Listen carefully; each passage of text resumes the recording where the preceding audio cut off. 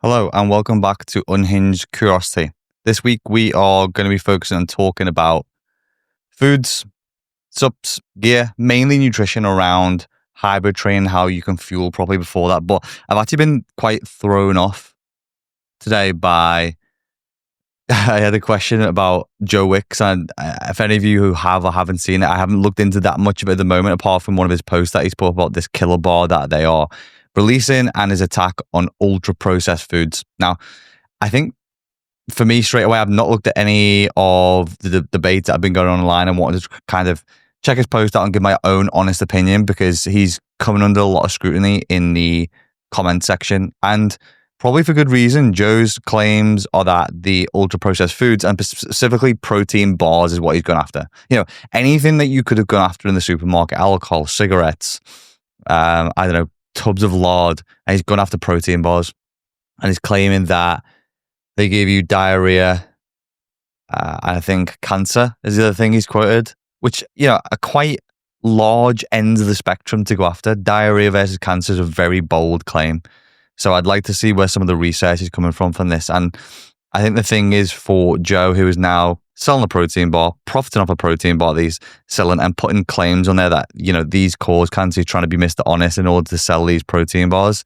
And I think the thing we've got to try and look at is who's the consumer of a protein bar. Well, it's probably someone who's more health conscious. It's probably someone who's overweight. It's probably someone who wants to lose weight and take themselves out of that realm of potentially going to type 2 diabetes or, cardiovascular disease, or some of these health implications that are associated with being overweight and obesity. So straight away, it's a calorie conscious, health conscious individual, and now we're scaremongering these individuals to potentially not have a protein bar and go back to the Mars bar. And this is the thing that I really don't like, is just the scaremongering that goes on within the health and fitness industry in order for it to be a PR stunt, and not even backed up with any claims or any research or any data. People can just wildly come out with these sweeping statements and cause moral panics based on absolutely jack shit. I think that's my big issue, especially when, by the way, I just remembered, because I used to work at My Protein, Joe Wicks had a line with My Protein, and he, within that line, would sell them within his program that he also made money off. So what's changed, Joe? What's changed from the protein bars that you're pushing down people's throats and profiting off to now doing what you're doing now? And hey, I'm not saying that you can't change your stance. I think it would take an idiotic individual to judge somebody who changes their opinion based on morals and efficacy, but I think he's doing it for the wrong reason in order to make money again, and I'm not a big fan of it. I'm not a big fan of the message that he's pushing, and I think if you probably looked in the comments of some of the things that are coming back based on ultra processed foods, of which there isn't a lot of data and research backing up his claims, apart from the fact, I think if I just pull the post up, the only thing I will say about it is with ultra processed foods is that they are associated with high risk of cardio and metabolic disease. But the reason for that is due to energy balance. They're easier to eat in big loads, as opposed to, you try and eat 100 chicken breasts or 100 almonds, it's going to be very difficult. Then that, obviously, if you are eating more of the ultra processed foods, it then means that you're eating less whole foods, and it means that you're getting less of the micronutrients. But let's think about the people who probably are eating ultra processed foods. It's probably families who are on the breadline, families who can't afford to go and have avocado eggs on toast every single evening with high grade mince and bolognese for tea and a olive salad. That's not doable for a family of 5 or 6 in the UK or wherever you're from. So the reason why a lot of people are having ultra processed foods is because, 1, it's cost effective, and 2, convenient. So because the cost of living is so shit at the moment for a lot of people around the world, that's why they lean into ultra processed foods. It's probably because they're working their bollocks off to try and make money to source and put food on the family's table. So I understand why a lot of people will eat ultra processed foods, but to go after a protein bar, of all things you could have gone after, which are ultra processed in the supermarket, is just crazy, because there's this notion that some of the additives and different things that in there are causing bad gut health, and there's loads of studies that will disprove this. There's a lot of stuff by Henselman and by Lane Norton which disproves a lot of these negative impacts on the gut microbiome, and a lot of them around sweeteners as well. So just be careful what sweeping statements people who are doing burpees in the front room make. And I know we've gone slightly off topic already, but this is around nutrition. And especially for a lot of you guys who are probably consuming protein bars as well, there's absolutely nothing wrong with it. Even with you having a diet drink or a Diet Coke, the FDA approved means that in terms of kilo per body weight of what you'd have to consume in terms of aspartame as a sweetener, you would have to be drinking somewhere in the region of 40 to 50 cans of Coke per day if you're around, average weight. And even then, that's not even enough to take you into a dangerous range of aspartame per day. So it's just utter bollocks that is being pushed for him to push a product, for him to sell a product, and him to make money off a product. And even if he's claiming that money is going to charity, it's a huge fucking PR stunt for wherever else he's selling next. So I actually don't mind Joe Wicks. I think he's done a lot of good for the fitness industry. It seems like a nice guy. And I think probably what he tries to do for the health space comes from a good place. But I think he's missed the mark with this one. And I think even by the way he just communicates and talks in a video, it doesn't seem like he's confident in his claims. It doesn't come from a man who you think, I trust that guy. Like, just go away and watch the video, look at the post, and just be careful. I mean, I always like to be as honest as I can with you when I'm speaking to you and being direct with you. I like a lot of the stuff that I give to you to either be tested anecdotally by me or come from some kind of evidence-based science research that has enough data to back up what I'm saying, because I'm not a medical professional. I don't want to advise you on things. And this was the other thing I released. We're going off topic. I released a YouTube video this week on GLP-1s, Ozempic.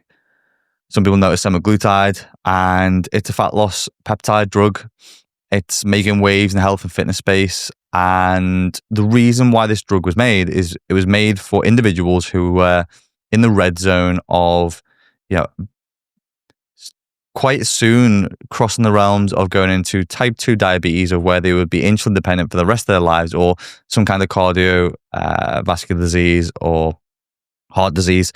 So the drug was made for these type of people to take them out of the red into the green, so then we can better educate them on weight loss and weight management and dieting and training, and put them into a good place. I think the way that you can probably view this is it's like the fire brigade going in and putting out a house, and then afterwards we deal with the consequences and the mess that's there, and we try and put it in some kind of orderly fashion, and we redecorate the house. That's kind of the way that I would view this sort of drug. But obviously then people like Oprah Winfrey, who likes to massage her face with foreskin moisturizing cream, whatever else shit.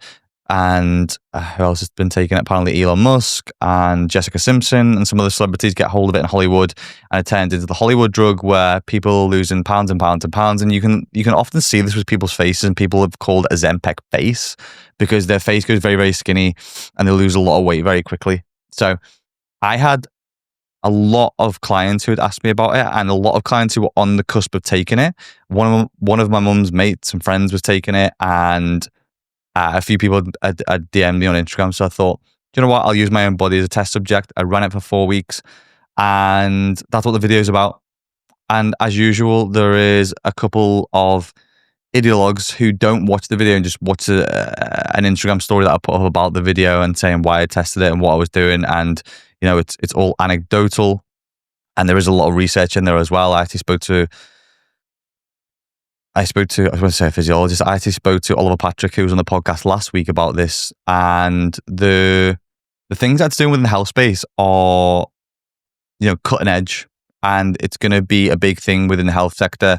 And we were talking about how it's even being tested for microdosing for helping and improving brain function. So there's a lot of things to be said about this drug. My experience you can check out on my YouTube channel, which is My Coach Benji. The video's up on there if you want to check it out. I put 20 hours plus into the video, a lot of money, and I tested the drug 12 months ago, and I was sitting on the video, didn't know whether to put it out or not, and this week I did. So you can go and check that out as well. But enough about GLP-1s and Joe Wicks. I want to speak to you about hybrid nutrition, because it's something that I get a lot of questions about, and I wanted to try and nitpick things and again, use anecdotal experience, my experience with coaching thousands of clients, and also experience from data and research.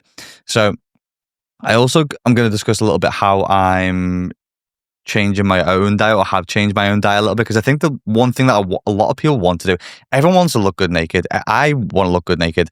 I think the thing that often some people do is they get the inner citadel kind of theory when it comes to performance training, and they think that they can't look good and move well and perform well. And you can do it all. There's a fine line we've got to try and tread on it when you want to try and lose body fat and perform well, especially if you don't just want to perform well and look like a bag of yogurt. So the big thing with, I think, the differences with nutrition from lifting and bodybuilding to being a hybrid athlete is that you've got to be proactive with your nutrition. I think that's the biggest thing if you are taking the step into being more hybrid, or you've left a lifting background or a bodybuilding background to come into the more hybrid space where you're doing running or cycling or conditioning, is you've got to be proactive, not reactive with your nutrition and your supplementation. Because the one thing, even me at the weekend, and I fuck this up still, I still get it wrong.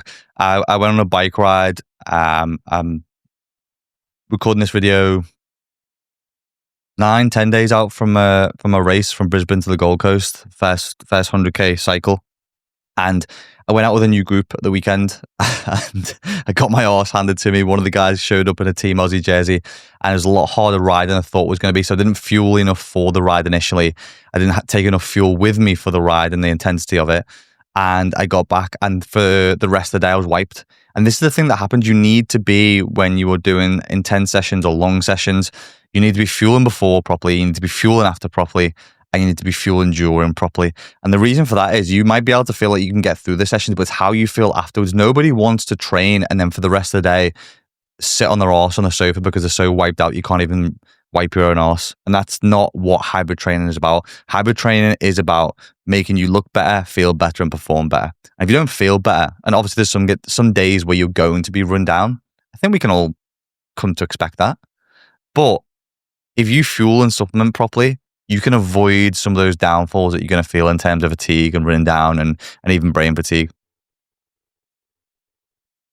So one of the things that I've been doing recently, and this is where it can get quite difficult, and this is where speaking to other cyclists, eating disorders can come in, whether you be a runner or a cyclist or whatever condition, it might be high rocks.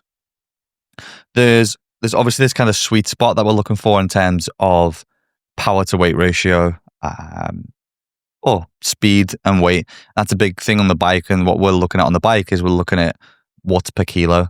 And for me, when I was 3 weeks out, it was a decision of, okay, well, we're not going to gain too much fitness in this next 2 to 3 weeks, but we can drop weight, which means I'm lighter on the bike without any extra effort from training. And that's the kind of the balancing act that we're trying to do with all these things of running, cycling, swimming, anything conditioning wise, high rocks.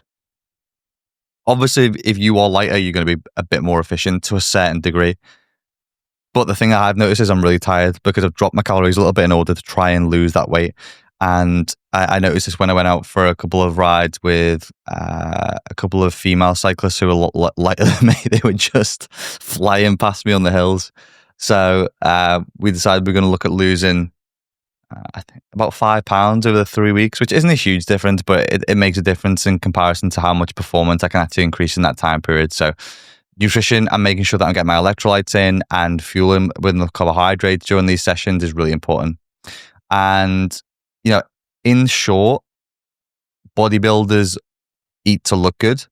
Hybrid athletes eat to perform and look good. And that's the difference. We're not just looking to only perform. We still want to look after our bodies. Like if I think, and whenever I'm working with people, I always say that if you look good, you feel good. If you feel good, you perform well because you're more motivated to train. I think if you get to a point where you can big people can perform well. And I've been big before. I've been 220 pounds and still be able to perform quite well, but I don't feel good.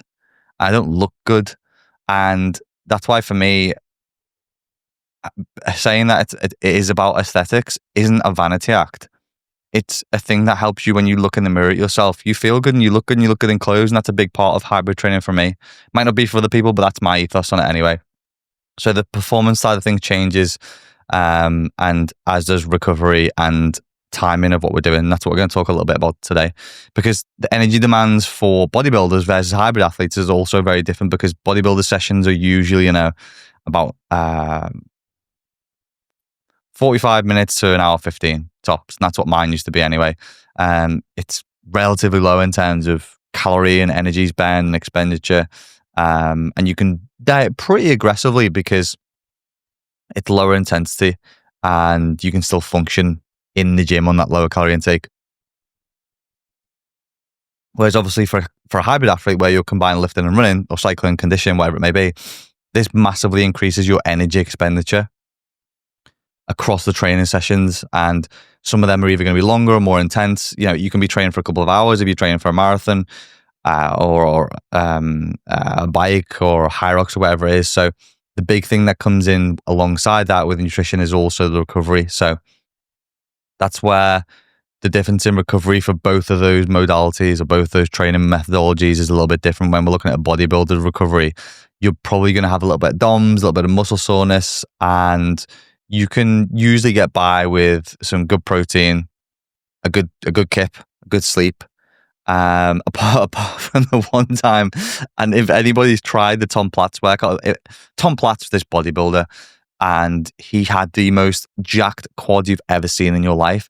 I think I remember doing his workout, and it was like 8 sets of heavy squats, and then 14 sets of leg squats, and then I think 8 sets of leg extensions, 8 sets of hamstring curls, 4 sets of hack squats, and then like 12 sets of calf raises. I shit you not, I could not walk for a week. I looked like I'd shit myself every time I walked anywhere. It was the most horrific workout I've ever did, and I've never done it again. I don't know how he got through that if he was doing it on a weekly basis. And that's a very different type of bodybuilder workout. Give it a try if you want to give yourself a challenge. It was horrific. Type in Tom Platz on Google. You'll also see the absolute monstrosities of legs that lay beneath those short shorts.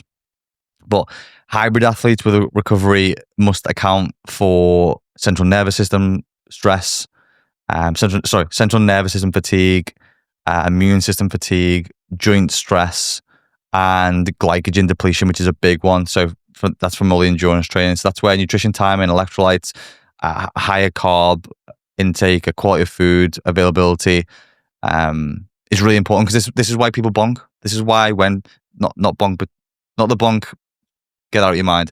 The bonk is in the marathon bonk or the running bonk, and it's basically kind of what I had on Sunday, where I really crashed after the ride. I completely ran out of glycogen. It's when the body starts to use or tries to use fats as a fuel source because you've run out of glycogen and carbohydrates. So it's not a nice feeling. It's not a nice feeling. And no one wants to be a lazy gym goer. I train then just do fuck all. Excuse my language. Nobody wants to lay around all day after training, like I was speaking about before. I think this is where, as someone who trains for hybrid, as you start to scale your training, one of the things that happens, and I think is a big psychological switch, is when you go from lifting or bodybuilding to hybrid training, is the ability to switch your mindset around nutrition. Because sometimes we're not just looking for quality of foods anymore. We're not looking for the optimal amount of protein. We're looking to fuel sessions. How much food can we get in? Because you can't fuel for big sessions and events on clean, quote unquote, clean foods, because calories are king. Obviously, digestion comes into that, because if you can't digest the foods, then you're just going to be a big bloated mess. And that's why we've got to be careful around and mindful around what we're eating and what we're putting in. But you know, even when I was out here last time, and I've spent a lot of time with Hunter McIntyre, as you guys know, he's a good friend of mine, and I watch him fuel sometimes, and he's just putting honey in everything, and shakes, coffees. Sometimes he just squeezes straight into his mouth, because he's just trying to get the calories in either pre or post workout to make sure that he doesn't feel like shit and he can carry on the rest of his day, and he's well fueled and he can perform well. And obviously, as we look into this, I wanted to discuss a couple of numbers. Protein obviously being one of those. It's essential for muscle growth and repair, as well as hormone enzyme production. So we want to try and aim, I'd say for most people, it's better to overshoot, because most people go under. So aim for 1.2 to 1.7 grams of protein per kilogram of body weight daily.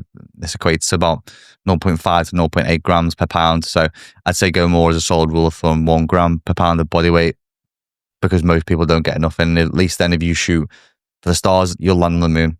Choose some high quality sources like lean meats, fish, poultry, dairy, beans, protein bars. Fuck you, Joe Wicks. So just get your protein in good sources, and then the carbohydrates you can we'll talk about in a minute. But you don't need to go Eddie Abu style where everything's Whole Foods and your shopping budget costs you an absolute arm and a leg because you're shopping in Whole Foods or similar. Hello there, it's me, Ben. I was going to insert this first quick ad break into the podcast to tell you not about somebody else's product, but about mine. I'm going to tell you about my newest and highest level one-to-one coaching service, which is called the Hybrid Body Plan, which is very fitting for today's episode. And it is the highest level of service that I have offered ever for hybrid coaching and development and systems that I've ever put together to help you, to help other athletes, to help high rocks athletes, whether you're doing your first, your second, your third, whether you're doing your first half marathon or marathon, whether you just want to get jacked, whether you just want to look good, sexy, whether you just want some accountability, whether you need help with mindset, or whether you just want me in your corner every single week backing you with what you have going on with training and you are fed up of wasting time, effort, money, energy for the results that you're not getting. That's what the Hybrid Body Plan is for. So if you want to find out a little bit more about that, if you want to find out what it is like to work with me, or you want to find out more information about the programs and the costs, then I will leave the link in the description to wherever you'll listen to this week's podcast. You can click on that, you can fill in the form, you can find out more about it and see some of the work that I've done with other people. And I will leave that there. And you can ask any questions about it within the comments. And you can even book in for a call with me and the team. Back to the podcast. I think it's important that you distribute, you don't have to, but I think it's important that you distribute protein quite evenly through the day, aiming for an even amount through meals and a couple of snacks at 20 to 30 grams.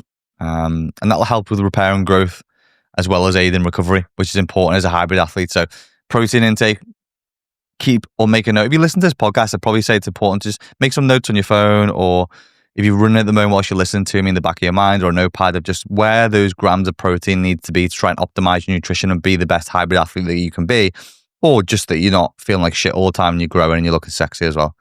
So carbohydrates wise, this is obviously for a hybrid athlete, and everyone else, the body's prime energy source. It's especially important for the more endurance that you add into your hybrid routine. So like I've said before, the hybrid scale is like one of these things where it can be moved up and down from heavy lifting based to powerlifting competitions to CrossFit stuff to more running based stuff of half marathons and marathons. But the more endurance based that you get, the more important those carbohydrates become. So for me, consuming somewhere between 3 to 6 grams of carbs per kilo of body weight and adjusting that based on the level of activity or the intensity of the activity is going to be important. Focusing on complex carbs, such as whole grains, veggies, fruits for sustained energy. These are your bread and butter, quite literally for a hybrid athlete's nutrition plan, and it's serving as the input and support to the intense training sessions that you're going to do and the long endurance activities that you're going to do, and overall your athletic performance. So carbohydrates are going to be super important, and like you said, you can get these complex carbs in from eating stuff like that, and it's going to help keep the blood sugar level steady as opposed to the simple carbs, the fast digestion stuff, the quick energy, the stuff that we might want to get right before a ride or a run, just to spike that blood sugar level. Think glucose, sweets, fruit juice, gels. These are the kind of things that are going to help with getting that quick hit in, especially if you're close to bonking, which is why a lot of people have them mid-training, or I'll have them mid-ride. I'll have a couple of shakers or water bottles with the ESN carb mix in, as well as a couple of ESN gels. Again, if you want to pick up any of these things as I talk through them, you can do. They'll be linked in the description of wherever you listen to your podcast, and you can jump on any of the ESN endurance range or health range or recovery range and save yourself 10% by using Benji, code Benji at checkout. So the other thing that's also important is timing and intake of your foods. Like I've been speaking about, these different types of carbohydrates are going to be good for different periods. You obviously want to maximize when you're having them, because it's going to be important for digestion as well. I don't know about you, but having a shitload of potatoes 5 minutes before I go out for a run, or a loaf of bread, just doesn't sit well for me on my gut. So testing these kind of things is going to be important as well. And you can adjust the carbohydrate intake and the time of those intakes depending on your schedule and the intensity of the workout as well. Obviously, if you're going out for a tempo run or a race style simulation run, you want to be eating quite a lot before, because the intensity of the workout is a lot higher. So, you don't want to be spewing your guts up as you're running around or doing a high rock sim. You need to make sure that it's adequate for to support the energy and the type of session that you're doing. So consuming, a carb-rich meal 1 to 3 hours before is, for that type of session, is going to be important. And then you can put some more of the simple sugars in the close that you get to the run, or close that you get to the session.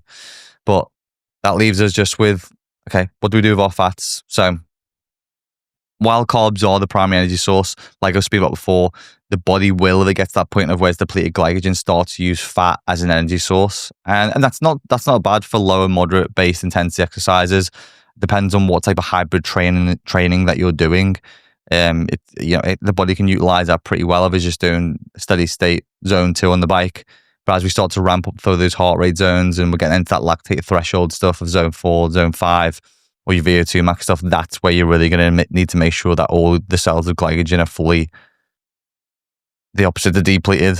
Is it depleted? I have zero idea on that one. You'll know what I mean.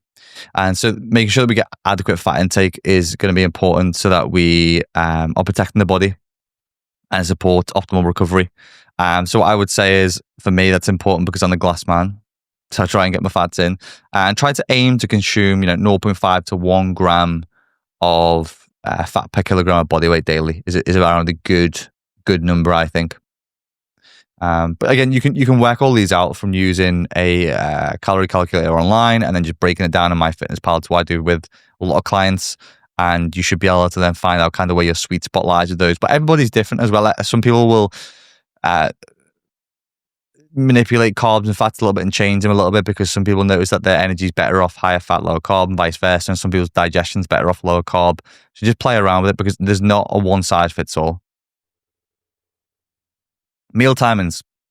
Now, I was never big on this, and it's not something that's big, I think, for a lot of people first get into. Just kind of eat intuitively with the body and how it feels. But again, like I explained before, when you're hybrid training, you can't, it's like when you're dehydrated, it's very difficult to hydrate yourself again. So make sure that you're proactive and not reactive with it. So the primary goal of a pre-workout nutrition is to provide a balance of macronutrients and micronutrients that can be sustained for the body to utilize the energy and enhance performance over time, whilst minimizing the damage to muscle. So carbohydrates are going to be that central component within that, and it should be within your pre-workout snack, and provide you enough glucose to give your muscles and brain the fuel to hit the hard session, and to recover from it as well. So that's why it's important that we prevent those bonks as much as possible by being as proactive as we can. And sometimes you're going to wake up and maybe, I don't know, the alarm hasn't gone off, and you're 30 minutes before the session, you need to get something quick, and just squeeze a load of honey and a banana and get something quick in the body, and take a gel with you. I think the more that you can just prevent yourself from being in a hole, the easier it is to carry yourself through that session and through the rest of the day. And then even protein pre-workout is important as well. I think it's easier for us to just focus on carbohydrates, but incorporating protein into your pre-workout meal is going to help to minimize the muscle breakdown and promote muscle protein synthesis during exercise as well. So this is important for high rocks athletes who are going to do a range of training, whether it be weightlifting or running or cycling. So making sure that we maybe get whey protein. For me, I love having a good cinnamon raisin bagel. For some reason, you can't get hold of them in Australia. It's like gold dust. So a blueberry bagel instead, with banana, honey, maybe a little bit of peanut butter, but I stay away from fats pre-workout as much as I can. And then just a scoop of whey is usually a good one for me before I go for a good intense session. But play around with it, because everybody's different. I was always someone who used to fast, and that is not something that plays particularly well when you're looking at performance. There's some athletes who do it, and they do it incredibly well. But if you need to have something to eat, have something to eat, because what we want to focus on, if it's a session which is long and intense, is our performance and recovery. Maybe you can fast before you go for a weightlifting session, because you're not going to be doing as much, it's not going to be as intense, it's not going to be as fatiguing. So just play around with how you feel in those sessions. And then obviously when we do have those longer sessions, we're looking at intra-workout nutrition. So for workouts that are lasting, over 60 minutes, I'd probably aim to consume 30 to 60 grams of carbohydrates every hour after that. If you're running, this depends on your weight as well. If I'm on the bike, I'm trying to get 90 to 100 grams of carbs in every hour.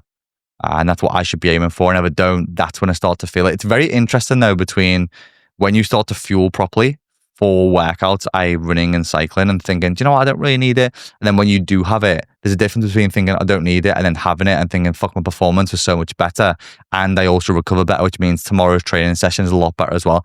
That's the important thing that comes from not bonking, is your ability to recover afterwards to perform in the other sessions. Because if you screw yourself into a hole that's so big, it takes you 2 days to climb yourself out of. How do you think it is trying to train those sessions whilst you're still in that hole?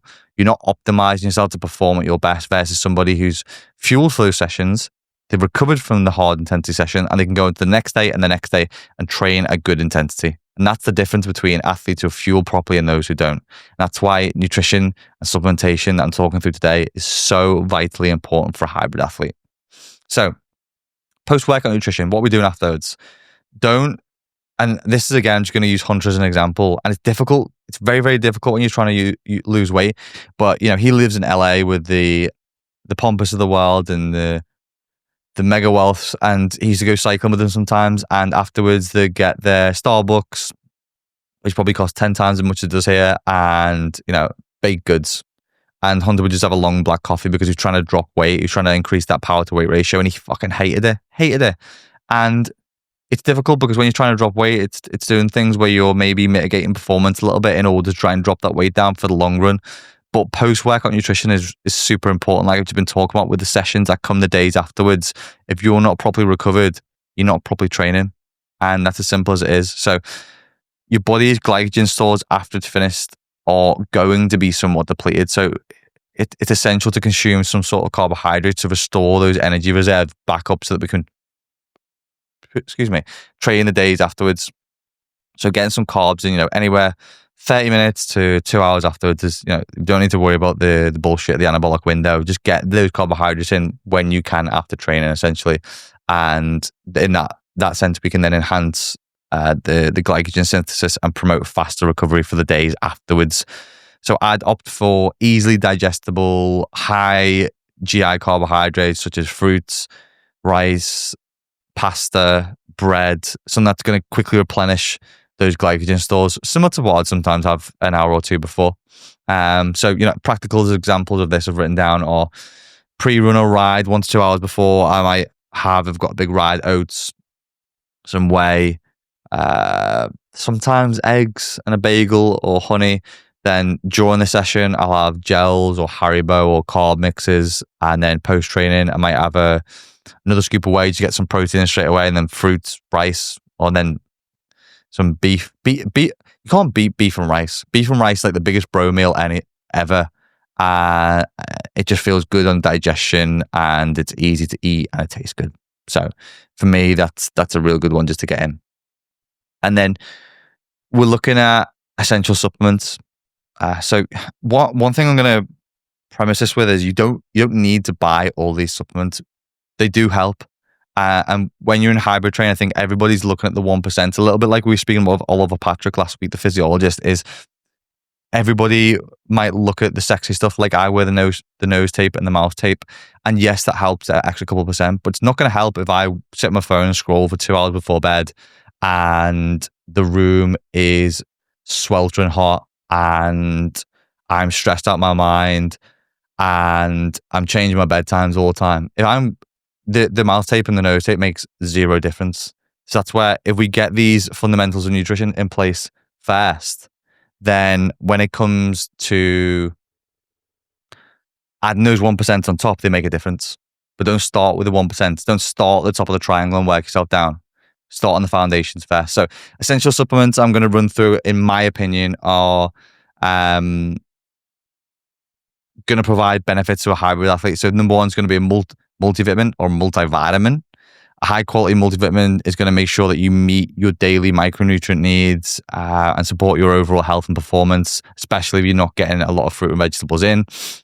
So you can pick one of those up from ESN. I use Athlete Stack, and that includes a lot of the essential vitamins and minerals required for an athlete, not just a general multivitamin. So, and they're not too badly priced. There's a tablet version. There's actually a powder version, which I just put in my shaker now as well. I was using a lot of pill version, and now just for convenience, I'm putting my creatine, my athlete stack, and my electrolytes all in one shaker and just take it at once. Just super easy because I'll sip it when I'm on either the bike or the morning session or post session, whatever it is with my food. So that's super easy.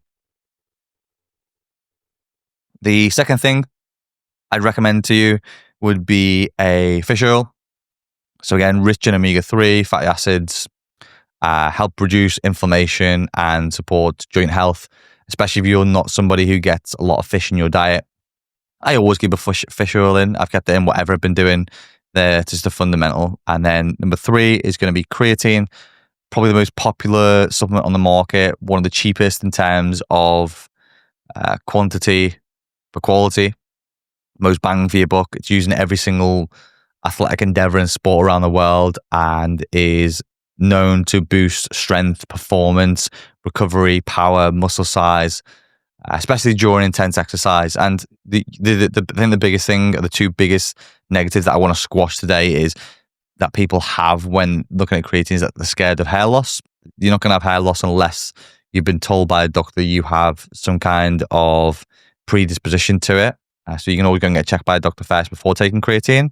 And then the second thing is that people are worried about getting watery and bloated. And, you're going to have a bit of water in the first 2 weeks when you're in the loading phase, but all that is intramuscular anyway. So it happens inside the muscle cell, not around it on the outside. So you shouldn't look watery. Oh, sorry. Just on top of that, number 4, obviously I mentioned about whey protein. I don't use whey protein all the time. I use it as a tool for if I'm lacking. So it's kind of like my emergency crutch. If I haven't got enough protein in for the day, I'll use the cinnamon flavor from ESN. So I think it's Cinnamon Crunch. Phenomenal. And I'll have that either like mixed in with yogurt or oats, or I'll just have a scoop pre or post nutrition just to keep my protein intake up and replenish that after I finish training. So they're the 4 essentials. And, those kind of supplements shouldn't cost you a lot of money, especially if you don't need to take a protein powder, which is what I'm always trying to be as efficient, effective as possible when it comes to cost saving. So multivit, fish oil, and creatine, your top 3, they shouldn't cost you a lot of money per month, especially if you bulk buy. And obviously use my code Benji. So then moving into sport-specific supplements, where depending on your training goals, specific sports, there's going to be additional considerations that you might want to make around supplementation to enhance your performance or recovery. One of those being, and one of the ones I've used for a long time, is beta-alanine, which is an amino acid that helps improve endurance and reduce muscle fatigue, especially when you're doing high intensity exercise. So for example, like, you train hard, you've got sprints or intervals or those kinds of things, and your muscles produce a lot of lactate and hydrogen ions. They're the 2 things that are going to make you feel really sore. Lactate itself isn't the actual cause of the burn. It's actually the hydrogen ions.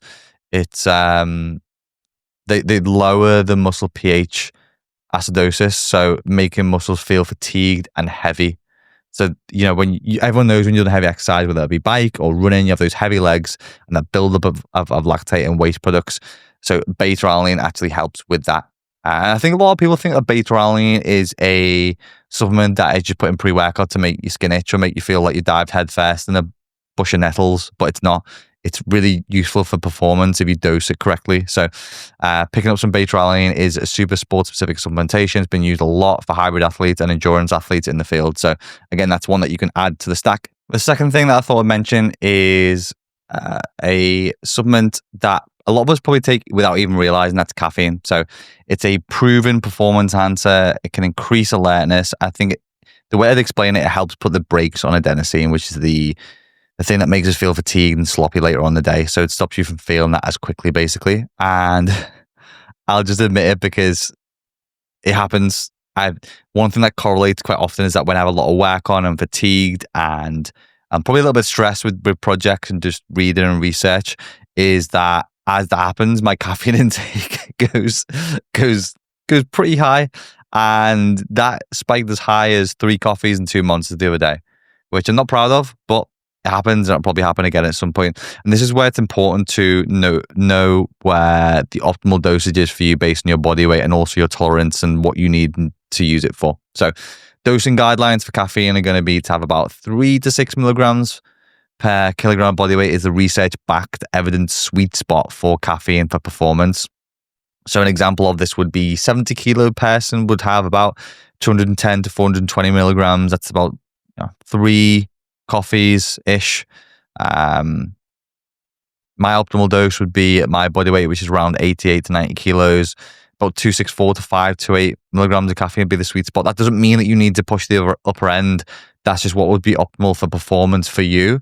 And that's not to say that you need to have it, because if you're not having a lot of caffeine and you up it really quickly, your tolerance is going to be low and you're probably going to get those jitters after caffeine because you've had too much too quickly.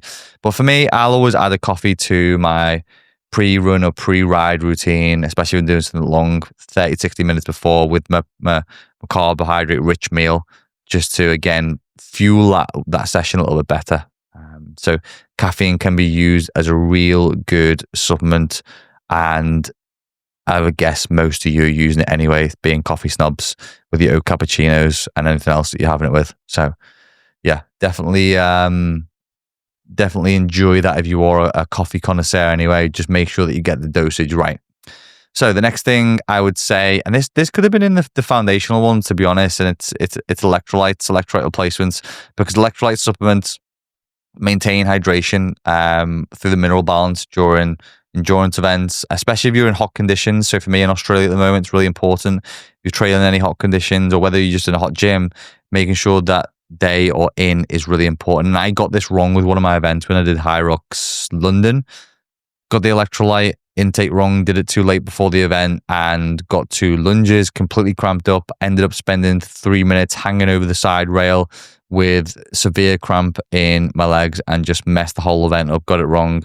And this is why even Hunter says to me a lot of the time, you shouldn't be drinking, you shouldn't have a clear water bottle. You should always have electrolytes in. Now, he's a bit of an electrolyte whore, I'd say. You need it in every bottle. 1 to 2 sachets per day is probably enough for you to be able to get the right amount of potassium, sodium, and calcium in, because they're essentially sodium is essentially what helps stop the water just going straight through the body, because then that is what's responsible for both contraction and relaxation of the muscles, and stops us from cramping and bonking, basically.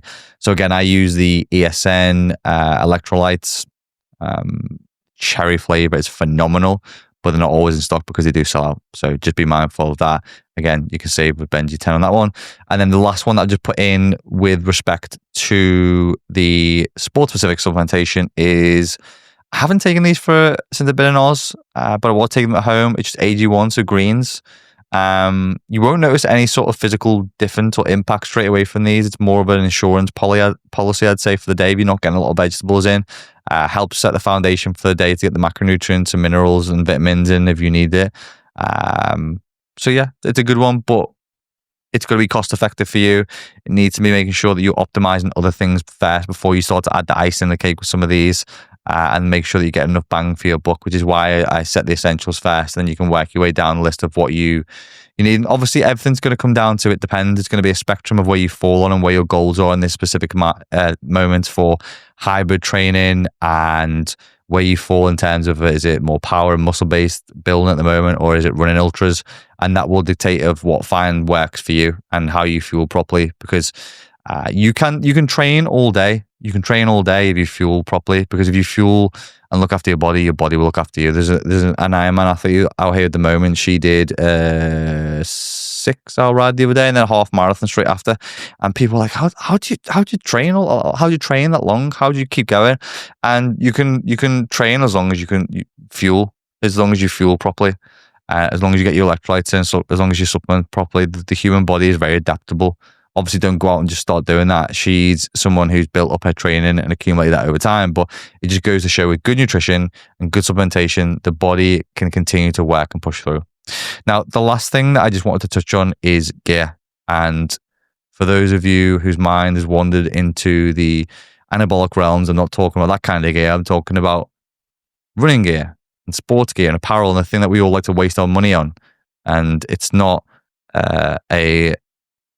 necessity. It's just something it's a nice to have. And I think the one thing that most people's minds will go to straight away will be running shoes. I think if you're looking at new running shoes, or if you've got shoes at the moment, I think asking yourself a couple of these questions that I'll run over is really important, because I think the thing that you can do straight away is, like a kid in the sweet shop, is pick the sexy shoe, end up taking it home, wasting a couple $100 or a couple £100 on shoes that, yeah, they look sexy, but they do the job. So ask yourself, what surface are you going to be running on? Are you doing backyard ultras and mud paths and off-road, or are you doing race runs and track work? Does brand really matter? Yes and no. I mean, if I look down and see a pair of Skechers as opposed to a new Nikes, makes a psychological difference to me. So I want to see fucking spaceships on my feet when I'm looking around and doing a hop, skip and jump over puzzles or snakes if I'm in Australia. What distance are you running? That's an important one. It's going to dictate the type of shoe, the shape of shoe, the support you need. I'd probably go and get gait tests completed if you are doing events. It's just going to help long term. Find out, what support do you need? How much cushion do you need? Do you need inner soles? What is the soles of your feet like? What is the arch of your foot like? Is it a case of you're trying to save money? Is it a case of you're going to have a rotation of shoes where you're going to have an everyday shoe, a race shoe, and maybe something in between? How much are you going to be using them? What type of mileage are you going to be doing per week? Is this for your first time running, or are you a trained athlete? Do you know what shoes you need? All these things should come into the questions before you go and spend and drop a big whack of money on shoes, because it will make a difference. The other thing for me is a watch. Something I get asked about quite often, and I would say, my watch is probably like the Nokia 3310 of the watch world. And what I mean by that is I've had it for 4 or 5 years. It's like fucking bomb-proof. It does a job and it's great. But there are better ones out there. But I'm not going to upgrade it just yet because it does a job. A lot of you may even use the Apple Watches, which are great. But I think the data that you get from a Garmin and the app and the GPS and how good the GPS is second to none. And you don't need to go and waste it, or I wouldn't say waste it. You don't need to go and drop a couple £100 swapping from Apple to Garmin. But if ever you want to do so, I would definitely say that it is worth it. I think the tech that's in Apple is really improved over the last few years, but the Garmin's are really built for purpose. Obviously, you can range anywhere up to like £1,000 plus for a Garmin watch. So just based on your needs, go on things like gadget.co.uk or Gadget Swap, whatever the website is, and just see what fits for purpose for you and get your most value for money. But get something that's future proof. The other thing, which is a big one for me, I've always been a little bit of a headphone snob. I'll probably say I have.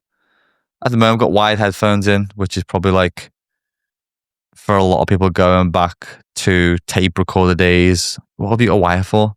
Well, I actually need it for the podcast. It works a hell of a lot better. I know some people are worried about the transmissions between ears. I mean, I haven't got much between the ears, so it's not much of an issue for me. But I think for a long time, used the Powerbeats by Dre. Really good headphone. But then more recently, I've just been lazy and just kind of switched between working and running and listening to my AirPods.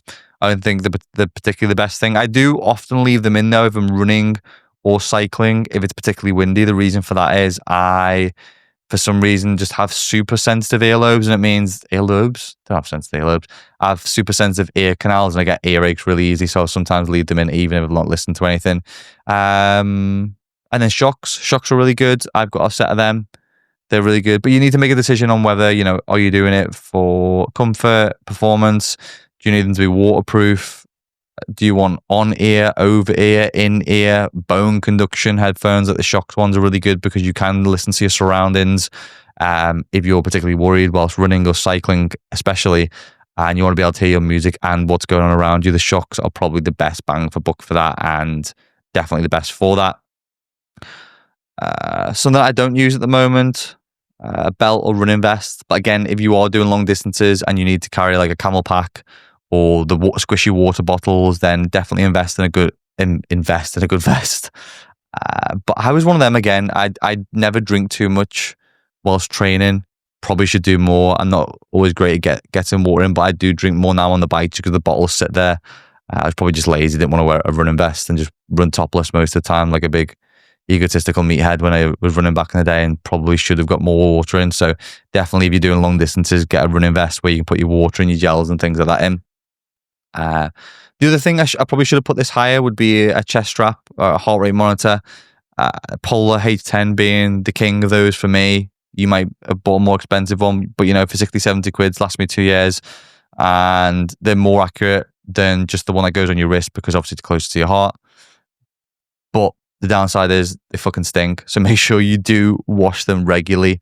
The other thing I'd say is I bought the red edition of the strap that goes with the H10 because the black version just seemed to slip down all the time. I don't know what the reason for that was. The H10 seems, the red strap seems to be a bit tighter than the black strap, but you do have to buy that separately for some reason. I think it's probably just better quality. So just bear that in mind if you do buy the Polar H10. But that's a great bit of kit. It syncs up to most of the Garmin, Zwift, Strava sort of software. So definitely worth investing in. And I'd say the other thing would be socks. There's no point in having an unbelievable pair of running shoes with a shitty pair of socks on. It's like having a house with a shitty roof. It's just not going to feel good. You're going to end up with blisters and you're going to end up with bleeding and something that you don't want. So don't buy cheap socks. Don't run in your mum's ankle socks. Don't run in odd socks. I tend to wear, is it Red-On socks or the Mega socks that Will and Meg in Australia brought out? Really good sock, a lot of tech in those. I use those for lifting and running. The other type of sock that you can invest in, like the calf socks. I did wear those for a long time, and they do help with increased blood flow for muscles. And there's some other benefits which aid recovery, improve performance. They can improve biomechanics and reduce DOMs and reduce lactate a little bit. How much it does that, I don't know. I did find they were quite good sometimes, especially if I had injuries or calf injuries. It just made me feel a bit tighter and a bit better, which probably is due to the blood flow as well. So calf socks are really good if you're doing a lot of running and you do have bad calves or tight calves, or you just want a bit more support through the calf as well. The calf socks are good. So that would be my main things. But again, it's all, don't start at the bottom of the pyramid, like I said before, or the triangle, and buy the gadgets and the tech and the supplements first. Start with the foundations of getting nutrition right. Because like I said, if you get nutrition right and you fuel the body properly, you can go all day and look after your body, and your body will look after you. Hopefully this episode was helpful, guys. If you do have any questions that I haven't covered within hybrid nutrition, because obviously we've kind of gone quick fire shop stop, that makes sense. Quick shop stop across all nutrition and things like that. And we haven't gone deep dive on everything, but hopefully this is giving you enough evidence and numbers and advice so that you can change some things within inside your hybrid nutrition that are going to better your performance and better your recovery and make you a better athlete so you can get more out of training. And that's ultimately what today's episode is all about. So please ask any questions in the comments, wherever you're listening to, or drop them over, because I like seeing your comments come over. If you want to DM me any comments, feel free to do so. I do always put the email address, the ben@unhingedcuriosity.com if you want to find me anything over. And yeah, most of all, please continue to subscribe and rate the podcast, because that really does help in improving the podcast and bringing more guests on, and meaning that I can be in your corner for longer and be a voice in your corner, which is the whole point of this podcast, to help you within your journey to self-development and find content in life through these episodes. And hopefully you do take a bit away from them. And if you do, please share it with somebody else, because somebody else will do too. And yeah, also if you do screenshot, tag me in stories. I do love seeing those as well, because all the time it is me just sitting here with a rather large looking light and a camera and a mic, speaking to myself in the bedroom, and seeing those visceral comments and tags comes back. It does make me happy and put a smile on my face every Monday. So continue to do that, please. I'll leave all the other links for supplements that I mentioned in the description, along with the hybrid body plan, my one-to-one coaching. If you want to find out more about that, or even fill a form in, and if you want, whenever you want, you can book in for a call and find out more about that. But until then, until next week, enjoy your Monday. I'll catch you next time.